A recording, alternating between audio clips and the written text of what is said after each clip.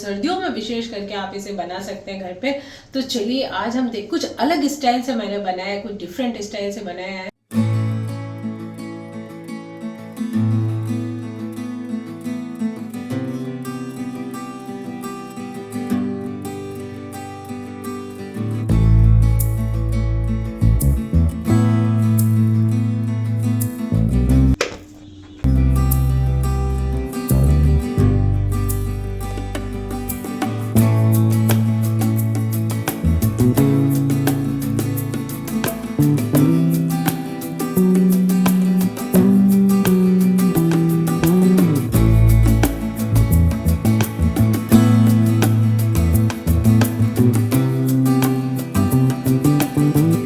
Hello friends, खमा गणी। मैं हूँ प्रमीला सिंह। आपका स्वागत है मेरे अपने चैनल प्रमीलाज कुक बुक पर और मेरे घर में। तो फ्रेंड्स, आज हम बनाने जा रहे हैं सर्दियों की एक रेसिपी, विशेष करके सर्दियों में बनाए जाते हैं। वैसे तो उड़द की दाल के बनते हैं, उड़द के लड्डू दाल के भी बना सकते हैं पीस के, या फिर आटा होता है उड़द का, उसके भी बनाती हूँ। तो उसकी रेसिपी तो मेरे चैनल पे उपलब्ध है उड़द के लड्डू की। लेकिन आज हम कुछ डिफरेंट स्टाइल में बनाएंगे। इसे भी आप सर्दियों में बना सकते हैं बहुत आसानी से। तो आज जो मैं रेसिपी बनाने जा रही हूँ वो सर्दियों में खाई जाती है और हेल्थ के लिए भी अच्छी होती है। और सबसे बड़ी बात है कि बहुत सारी इसमें चीजें पड़ेगी, वो भी सब सेहत के लिए अच्छी है। सर्दियों में विशेष करके आप इसे बना सकते हैं घर पे। तो चलिए आज हम कुछ अलग स्टाइल से मैंने बनाया है, कुछ डिफरेंट स्टाइल से बनाया है। तो चलिए फिर देख लेते हैं इसमें क्या क्या सामग्री काम में आएगी। तो यहाँ पे मैंने सभी सामग्री रख दी है। तो यहाँ पे मैंने ले लिया है पाव भर मावा, यानी मावे को ग्रेट करके रख दिया ताकि डलियाँ वगैरह ना रहे। ग्रेट करने से वो सही हो जाता है और स्मूथ हो जाता है सेकने के समय। और यहाँ पे मैंने ले लिया है पाव भर उड़द का आटा।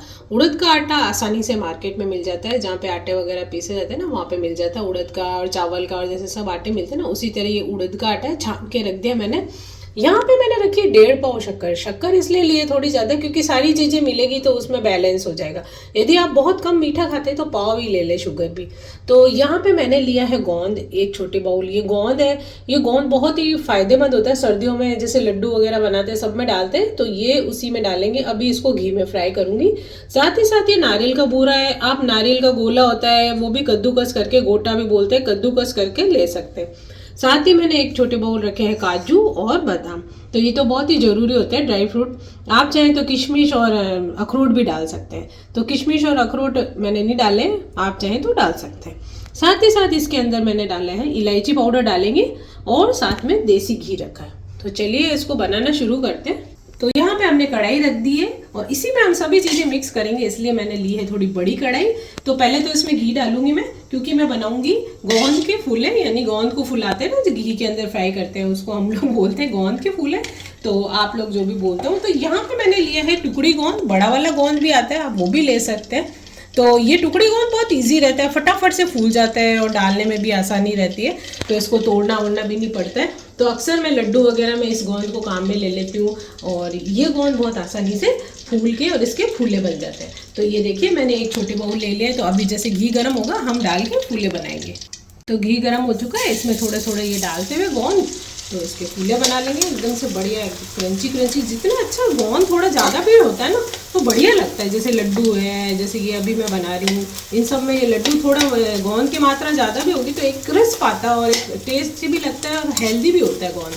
तो बस इसी तरह से गोंद को फुला लेंगे घी में।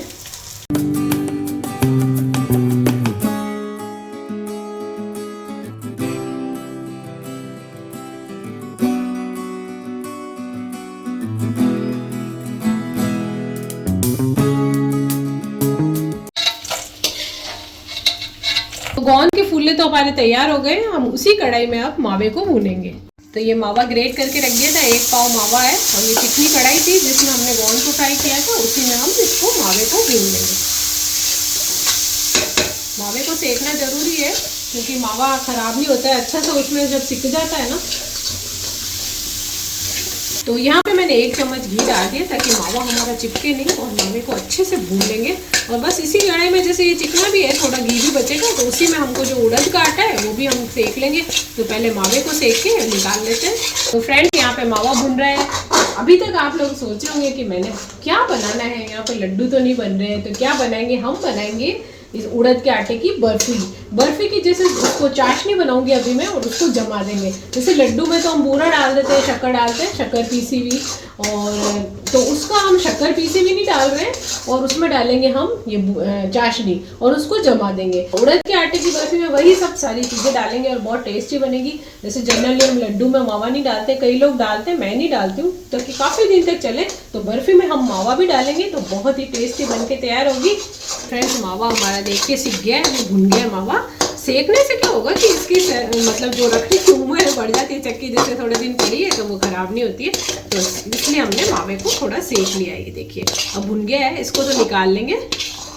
तो फ्रेंड्स, मावा तो भुन गया, अब उसी कढ़ाई में डालेंगे हम फिर से घी, और अब हम सेकेंगे हमारे उड़द के आटे को। मावा मैंने निकाल के रखी है, तो चलिए उड़द का आटा डाल देते हैं। तो फ्रेंड्स, उड़द का आटा भी सर्दियों में बहुत पौष्टिक होता है, सर्दियों में विशेष करके इसके लड्डू सब बनते हैं। गीली उड़द की दाल को भिगो के पीस के उसके भी बना सकते हैं, पर ये क्या है, इजी रहता है, फटाफट भी बन जाता है। आजकल के व्यस्त जीवन में ज़्यादा समय नहीं होता है, तो आप ऐसे उड़द का आटा लेके फटाफट से बना सकते हैं।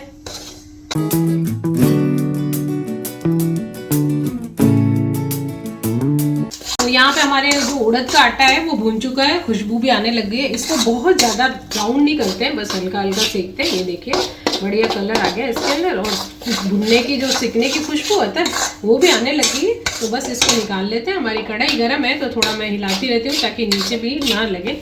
तो बस अब इसको भी निकाल लेंगे। तो फ्रेंड्स, ये काजू है और साथ ही साथ ये मैंने रखी थी बादाम, तो इनको भी हम इसमें पीस लेंगे। आप चाहे तो दूर पीस सकते हैं, मैं तो बारीक पीसूंगी क्योंकि हमारे घर में बड़े बूढ़े हैं तो वो खा नहीं पाते, और बर्फी के हिसाब से थोड़ा बारीक सही भी रहेगा। तो बस चलिए इसको थोड़ी सी शुगर डालेंगे इसके अंदर ताकि ये आसानी से पीस जाएगी। तो इसको पीस लेते हैं। तो 2 चम्मच शक्कर डालने से क्या होगा, 2-3 चम्मच, उससे ये आसानी से इसको एक बेस मिल जाता है इसके साथ में पीसने के लिए, तो बहुत आराम से पीस जाते हैं। जहाँ पे हमने भुना था आटा हमारा, तो उसी के अंदर अब ये जो काजू बादाम है ना, हल्का सा 1 चम्मच मैंने घी डाला है, और इनको भी थोड़ा सा भून लेंगे। बिल्कुल हल्का सा भूनना है, बहुत ज़्यादा नहीं। और साथ ही साथ में ये जो कोकोनट का मैंने रखा ना बूरा, ये भी डाल देंगे।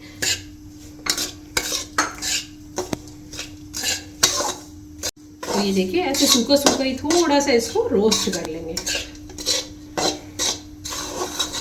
तो यहाँ पे मैंने गैस को ऑफ कर दिया क्योंकि कढ़ाई हमारी गर्म ही है, और ये रोस्ट हो गए। बहुत ज़्यादा नहीं भूनना, थोड़ा थोड़ा हल्का हल्का इसको भून लिया। अब इसी के अंदर ये गर्म है, इसमें इलायची पाउडर भी डाल देंगे हम। ये देखिए, ये शुगर के साथ पीस के रखती हूँ मैं इलायची, तो वो भी हमने डाल दी। तो ये तो सब मिक्स हो गई, इलायची हो गई इसके अंदर, नारियल बूरा हो गया, और ड्राई फ्रूट हो गए हमारे काजू बादाम। तो ये जो मावा हमने भून के रखा था ना, वो हम मिला देंगे इसके अंदर, अच्छे से मिक्स कर देंगे सभी चीज़ों को। तो पहले मावा मिला देते हैं। तो ये उड़द का आटा है सेका हुआ, वो भी इसी में मिक्स कर देंगे।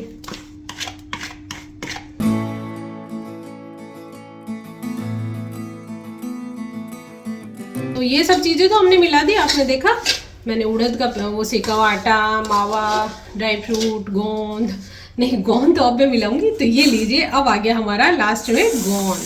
तो ये तो एक अलग ही है, इसका तो टेस्ट, क्रंच, गोंद डालने के बाद तो उस चीज़ की मतलब छटा की बदल जाती है। अब क्या ही बोलूँ इसको मैं। तो ये सारा मिश्रण बहुत बढ़िया से तैयार हो गया है। अब जैसे कि ये मिश्रण है ना, आप चाहे तो इसके लड्डू भी बना सकते हैं। जैसे ये तैयार हो गया सारा, मावा भी डाल सकते हैं लड्डू में, ज़रूरी नहीं है नहीं डालें। कम दिन के लिए रखना है ना, 10-15 दिन, तो ये भी ख़राब नहीं होता है। जैसे मावा डाला है, अब तो सर्दी भी आ गई और गर्मी है, मतलब थोड़ा सा जैसे गर्मी है और आपको लग रहा है मावा तो ख़राब हो जाएगा, महीने भर के लिए लड्डू है, बाहर भेजने, तो मावा मत डालें, मावे को अवॉइड करें, और बाकी ये सब चीज़ें डाल दें, और शक्कर का पूरा डाल दें उसमें, पीसी हुई शक्कर, और लड्डू बना दें। तो फ्रेंड्स, सभी चीज़ें आपस में अच्छे से मिक्स हो गई है। तो अब आप इसको साइड पे रखते हैं और चढ़ाते हैं हमारी चाशनी।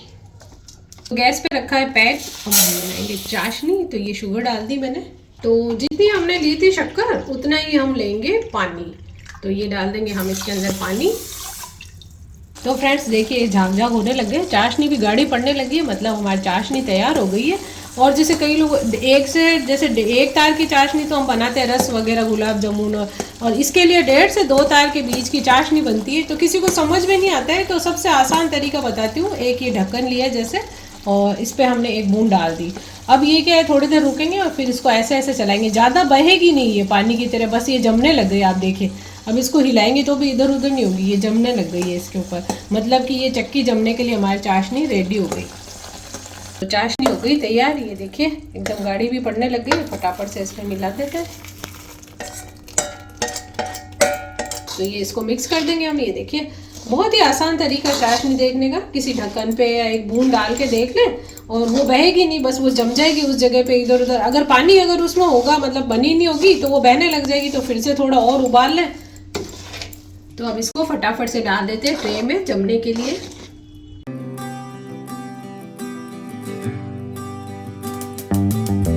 तो यहाँ पे हमने उड़द वाली जो ड्राई फ्रूट और सब डाल के गोंद वोंद चक्की बना दी थी, वो हमने जमा दी है। अब ये थोड़ी सी जमने लगेंगे तो उस पर बर्क लगाएंगे। आप चाहें तो बिना बर्क के भी रख सकते हैं, ऊपर से भी थोड़ा ड्राई फ्रूट डाल सकते हैं, जो भी आपकी मर्जी हो, पिस्ता वगैरह डालना चाहे तो डाल सकते हैं। तो हमारे उड़द के आटे की चक्की जम चुकी है और इसमें ड्राई फ्रूट वगैरह तो सब डाल दिए थे, आपने देखा गोंद वगैरह। अब इस पर थोड़ा बर्क लगा देते हैं।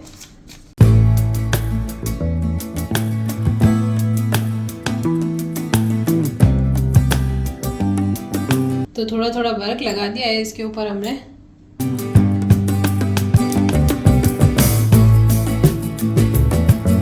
तो 3-4 घंटे हमने जमने के लिए रख दिया था। अब इसको काट लेते हैं। तो देखिए हमारी चक्की अच्छे से जम गई है, एकदम बढ़िया।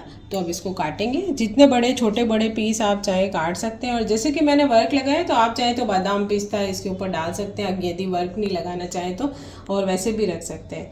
तो चलिए फिर इसको काटते हैं।